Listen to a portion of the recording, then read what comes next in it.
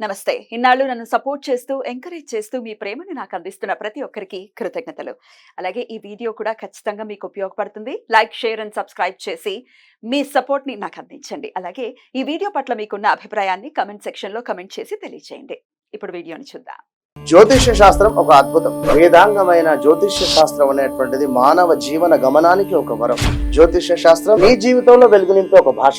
ఆ భాష నీకు అర్థమైతే ప్రకృతి నీతో మాట్లాడుతుంది. అస్ట్రాలజీ నేర్చుకోవాలి అనుకునే వారికి అద్భుత అవకాశం. మురళీధర శర్మ గారి అస్ట్రాలజీ క్లాసెస్ అతి త్వరలో మొదలు కాబోతున్నాయి. 100% జాబ్ గ్యారంటీ. వివరాల కొరకు సంప్రదించండి. నమస్తే, వెల్కమ్ టు అవర్ ఛానల్. నేను పద్మిని. ప్రస్తుతంతో పాటు ప్రముఖ astrologer, tarot card reader, Vedic nutritionist, అలాగే స్పిరిచువల్ హీలర్ వనజ రామశెట్టి గారు మనతో పాటు ఉన్నారు. మాట్లాడదాం.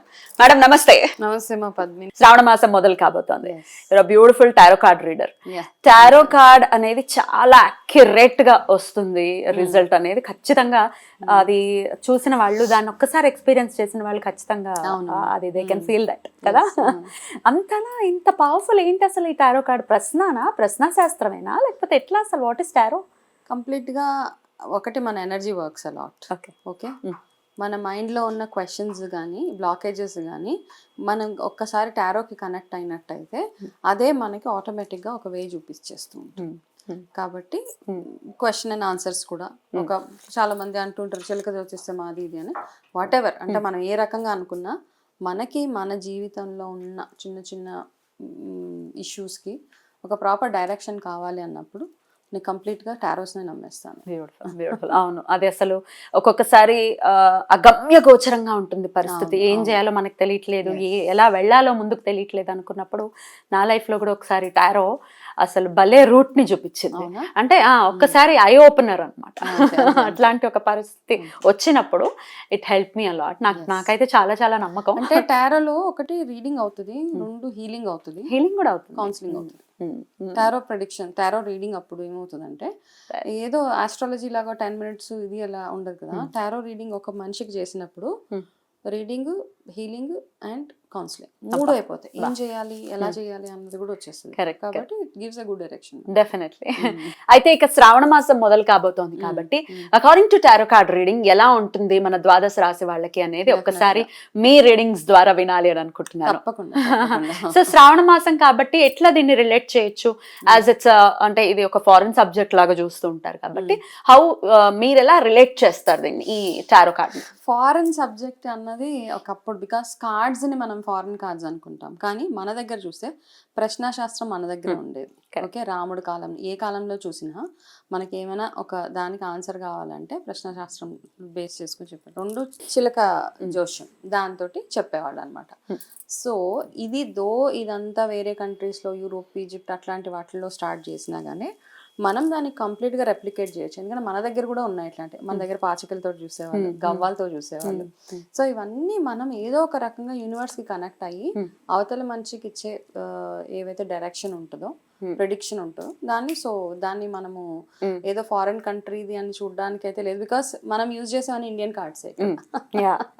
అది కూడా ఉంది, ఇండియన్ కార్డ్స్ ఉన్నాయి నా దగ్గర. సో మీరు ఇండియన్ కార్డ్స్ యూజ్ చేసి, అలాగే మీరు చేసేటటువంటి ఆరాధన కూడా మేజర్ రోల్ ని ప్లే చేస్తుంది ప్రెడిక్షన్స్ ని అందించడం విషయం. ఏదో అది అక్కడ పెట్టేసాము, ఏదో అవసరం ఉన్నప్పుడు తీసామంటే ఇట్లా లేదు. ఇది డైలీ ప్రాసెస్ అనమాట. డైలీ ఎనర్జైజ్ చేయాలి, డైలీ కూర్చోవాలి. మీరు డైలీ ఎనర్జైజ్ చేస్తారా? రోజు ఉండాలి. ఓకే, ఇప్పుడు మనం ఎలా ఉన్నా, ఇప్పుడు ఎలా అయితే మనకి ప్రతిరోజు ఫుడ్ అవసరమో, ఎలాగైతే మనం ఎనర్జీ ఫ్యూయల్ అవసరమో, వీటికి మెడిటేషన్, చాంటింగ్. ఇప్పుడు నేను సౌండ్ హీలింగ్ చేశాను, సౌండ్ హీలింగ్ తోటి. సో అంటే మనకు అనిపించాలి ఇవన్నీ చేస్తే నాకు ఈ కార్డ్స్ నేను చెప్పినట్టుగా నాకు డైరెక్షన్ ఇస్తాయి. అంతే, cards will listen to us అన్నమాట. అంతే, అవి వింటాయి, అవి మనకి డైరెక్షన్ ఇస్తుంది. బ్యూటిఫుల్. కనెక్ట్ అవ్వగలగాలి మనం, అంతే. బ్యూటిఫుల్.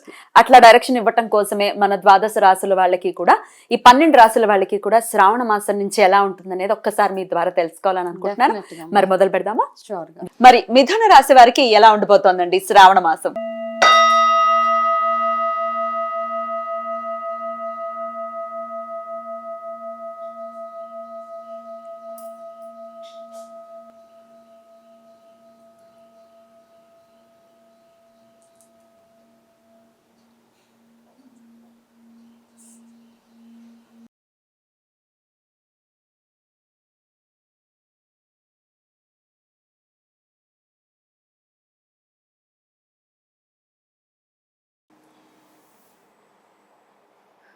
Okay okay. మిథున రాశి వాళ్ళకి నాకు ఫస్ట్ వచ్చిన కార్డ్ ఏంటి తెలుసా, మీరు అనవసరంగా అమాయకంగా వేరే వాళ్ళ చేతిలో మోసపోకండి. అది ఒకటి అనమాట. అంటే చెప్పుడు మాటల్లోకి వెళ్ళిపోయి అన్నెసెసరీగా ఎమోషనల్గా కానీ ఫైనాన్షియల్గా కానీ ఎటువంటి రకమైన ఇన్వెస్ట్మెంట్స్ ఇప్పుడు చేయవద్దు ఈ మిథున రాశి వాళ్ళు శ్రావణ మాసంలో. ఓకే, సో మనకి తదాస్తు దేవతలు ఏమంటారు, బట్ అట్లా ఉన్న స్టార్టింగ్లో అలా ఉన్న ఒక టువర్డ్స్ ది ఎండ్ శ్రావణ మాసం అయిపోయే లోపల మీకు సిచ్యువేషన్ ఏదైతే ఉందో అది బాగా ఇంప్రూవ్ అవుతుంది అనమాట. అంటే మీకు ఒక క్లారిటీ వస్తుంది మీ మైండ్లో, ఏం చేయాలి ఏం చేయకూడదు, ఎక్కడ నేను రైట్గా ఇన్వెస్ట్ చేయొచ్చు. ఇన్వెస్ట్మెంట్ అంటే మనీ ఒక్కటే కాదండి, మనము రిలేషన్షిప్స్లో కూడా చాలా టైము ఎనర్జీ అన్నీ ఇన్వెస్ట్ చేస్తాం కదా, అది మీరు ప్రాపర్గా ఇన్వెస్ట్ చేస్తున్నారా లేదా అని చూసుకోవడం అక్కడ, అది చాలా ఇంపార్టెంట్. అంటే ఇక్కడ క్లియర్ కట్గా మనం ఏదైనా మిమ్మల్ని మోసం చేసేవాళ్ళు ఎవరో మీ చుట్టూరే ఉన్నారు అని మనకి ఈ 2 కార్డ్స్ మనకి డైరెక్షన్ ఇస్తున్నాయి. Okay, third card reverse card వచ్చింది కాబట్టి కొంచెం కేర్ఫుల్గా ఉండాలన్నమాట. అయితే ఈ ఫస్ట్ కార్డ్కి ఇప్పుడు నాకు వచ్చిన రివర్స్గా వస్తుంది, ఒక్కొక్క చాలా రేర్గా వస్తుంది reverse card. So reverse card వచ్చినప్పుడు ఏంటంటే ఇదేంటే ఏదో టెన్షన్ పడేది అట్లా ఏం లేదండి, చాలా చిన్న డైరెక్షన్ అంతే నార్మల్గా. రివర్స్ కార్డ్ వచ్చినప్పుడు ఏంటంటే మనం కేర్ఫుల్గా ఉండడం అంతే. మీరు ఎవరికైనా ఏదైనా మాట ఇచ్చినా ఇన్వెస్ట్మెంట్స్ చేసినా మీరు ఏదైనా అమ్మేయాలి అన్న ఆలోచన చాలా మందికి వస్తుంది. ఇప్పుడు నాకు ఈ కష్టం ఉంది, సో నేను ఈ పలానా ప్రాపర్టీనో పలానా బంగారమో లేకపోతే ఇంకొకటో షేర్స్ అమ్మేస్తాను, బట్ ఇది రైట్ టైం కాదు. మీకు ఏది అమ్మినా మీకు కావాల్సినంత ప్రాఫిట్ అయితే మీకు రాదు, కాబట్టి కొంచెం కేర్ఫుల్గా ఉండండి. వర్క్ పరంగా స్టూడెంట్స్ కూడా కాస్త ఎక్కువ ఎఫర్ట్ వేయాల్సిన పరిస్థితి, స్టూడెంట్స్ ఎస్పెషలీ. అండ్ జాబ్ పరంగా ఎవరైతే జాబ్ హోల్డర్స్ ఉన్నారో వాళ్ళకి కొంచెం ఆఫీస్లో కాస్త ప్రెషర్, అంటే మీ పియర్ గ్రూప్ కానీ బాసెస్ దగ్గర నుంచి కూడా కాస్త ఎక్కువ ప్రెషర్ వచ్చే ఛాన్సెస్ ఎక్కువగా ఉన్నాయి ఈ మంత్. కాబట్టి సో ఇవన్నిటి నుంచి మనం బయటపడాలి, ఇవి ఏం ప్రెషర్స్ లేకుండా ఉండాలి అంటే మనకు వచ్చే డైరెక్షన్ మీరు